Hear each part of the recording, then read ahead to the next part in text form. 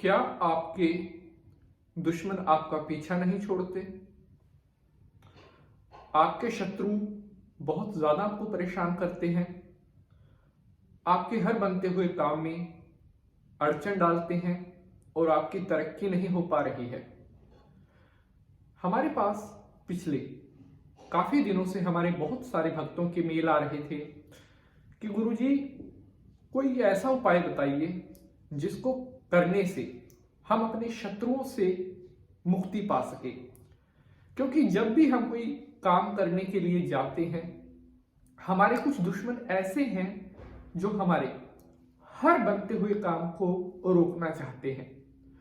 कई बार क्या होता है कि जब हम तरक्की करने लगते हैं तो कुछ लोग ऐसे होते हैं जो हमसे जलन करना शुरू कर देते हैं। अर्थात ना तो वो खुद कुछ कर पाते हैं और दूसरों को करता हुआ देख नहीं सकते। ऐसे लोग फिर दूसरों के लिए परेशानियां, दूसरों की चुगलियां, दूसरों के बारे में अफवाहें, गलत बातें फैलाना शुरू कर देते हैं, जिससे व्यक्ति की तरक्की में कहीं ना कहीं रुकावटें आने लगती हैं।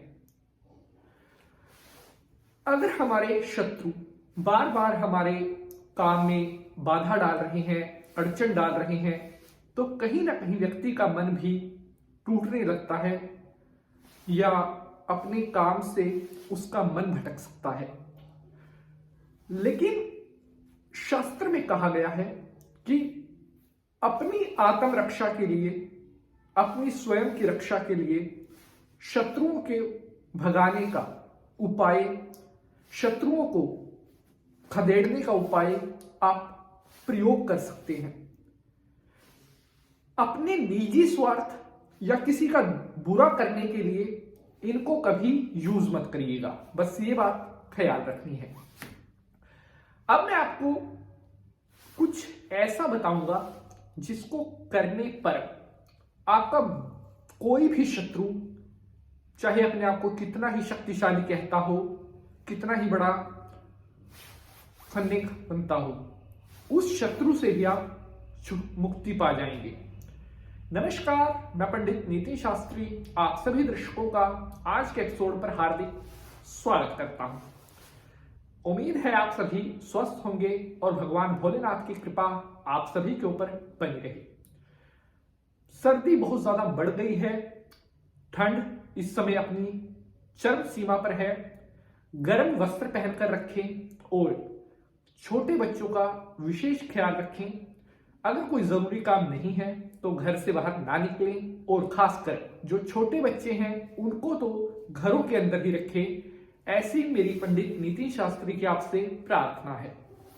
तो चलिए भगवान भोलेनाथ को प्रणाम करते हुए आज के एपिसोड को स्टार्ट करते हैं। ओम त्र्यंबकम यजामहे सुगंधिम पुष्टिवर्धनम उर्वारुकमेव बंधनान मृत्युर्मोक्षीयमामृतात्। बोलिए शंकर भगवान की जय। प्यारे बंधुजनों, अब मैं आपको कुछ ऐसा बताने जा रहा हूं जो अगर आप कर लेंगे तो आप अपने दुश्मनों से हमेशा के लिए छुटकारा पा सकते हैं। केवल एक बात का ख्याल रखना है, अपने निजी स्वार्थ के लिए इसको प्रयोग नहीं करना है, अन्यथा ये आपको कष्ट दे सकता है। केवल आपने वहीं पर इस प्रयोग को करना है जब किसी शत्रु ने बहुत ज्यादा आपको परेशान कर रखा हो। पहला प्रयोग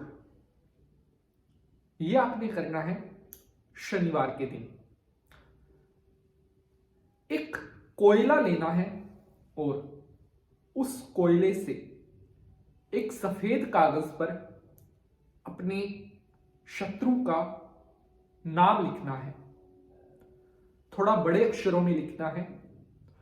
उसके बाद उस कागज को जला देना है।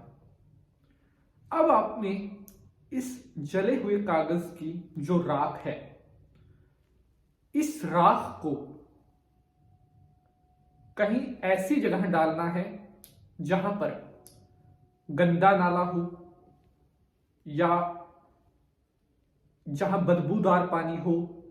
मतलब जितना ज्यादा गंदे पानी में, बदबूदार पानी में इस राख को आप छोड़ देंगे, उतना ज्यादा इसका प्रभाव शक्तिशाली होगा और आपका शत्रु हाथ जोड़ने पर मजबूर हो जाएगा। दूसरा उपाय, अगर किसी शत्रु ने आपको बहुत परेशान कर रखा है, उसे आप नाको चने चबवा सकते हैं इस उपाय से। आपने इस उपाय को करना है बृहस्पतिवार के दिन। बृहस्पतिवार के दिन आपने एक सफेद कागज पर काली स्याही से अपने शत्रु का नाम लिखना है और उसके बाद उस नाम के ऊपर नींबू का रस निचोड़ना है।